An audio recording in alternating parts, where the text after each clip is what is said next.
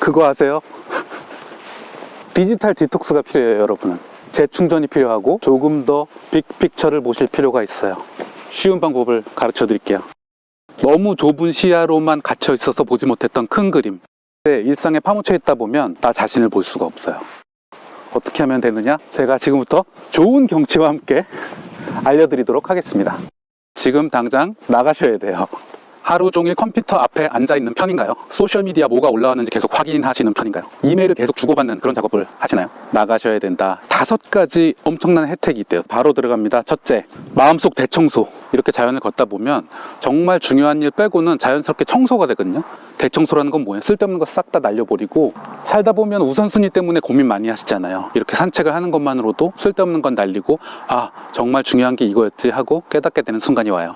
두 번째, 창의력을, 크리에이티브를 증대시킨다. 기존에 생각하지 못했던 것들이 갑자기 팍 떠오르게 만든다든지, 예상하지 못했던 2가지, 3가지를 연결해서 새로운 조합을 만들어낸다든지, 숲속을 걸으면서 가능하다. 세 번째, 스트레스를 줄여줘요.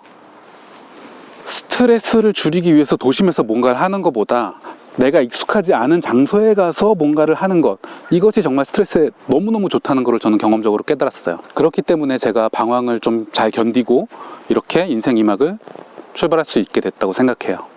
실제로 인생 2막의 전환을 만들어낸 많은 위인들이 산책을 즐겨했다는 것은 다 알고 계시죠? 네 번째는 에너지를 증대시켜줘요.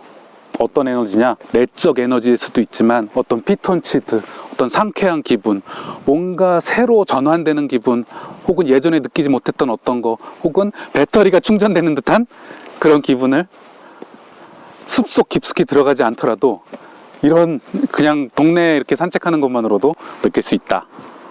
한마디로 재충전이죠. 마지막 5번째로 통찰력을 줍니다.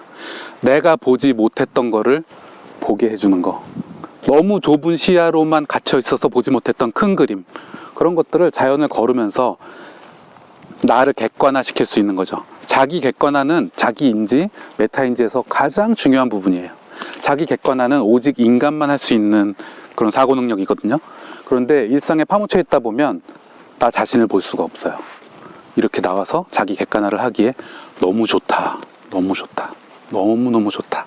나만의 비즈니스 인생 2막을 위해서 월천 벌어야 되는데, 혹은 뭐 소셜미디어 뭐 해야 되는데, 이렇게 좀 사람들이 요구하는 거에 갇히기보다는 나만의 고유한 걸 찾아서 내가 그걸로 인생 2막의 수익 파이프라인을 만들고 삶의 의미를 찾는 거. 그렇게 하려면 자기 객관화가 필요하고 빅피처를 볼 줄 알아야 되고, 그 방법은 책이나 독서, 토론 이런 게 아니라 이렇게 걷는 것만으로도 굉장히 많이 채워질 수 있다. 랄프 waldo 에머슨이나 헨리 데이빗 소로가 이야기했죠. 고독해져라. 네 안으로 들어가라. 그러면 자기 자신이 보이는 거거든요.